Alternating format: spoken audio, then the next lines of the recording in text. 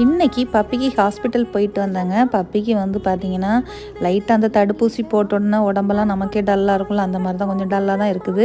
பப்பியை கொஞ்சிட்டு இருக்கும்போது எங்கள் ப்ரூனாக்கு ஒரே ஃபீலிங், அவங்கள மட்டும் தான் கொஞ்சறாங்க, நம்மளை கொஞ்சலை அப்படின்னு சொல்லிட்டு அப்புறம் பிள்ளைங்களோட கொஞ்சம் கொஞ்சிட்டு அதுக்கப்புறம் பார்த்திங்கன்னா நான் வாங்கின மருந்து இதுதான். இது வந்து கிருமிக்கு கொடுத்துருந்தாங்க, இன்றைக்கி கொடுத்துட்டாங்க. இனி வந்து இந்த மாதம் 30ஆம் தேதி கொண்டு வர சொன்னாங்க. சரி அப்போ நம்மளே இந்த மருந்தை வாங்கிட்டு போயிடலான்னு சொல்லிட்டு வாங்கிட்டு வந்துட்டேன்.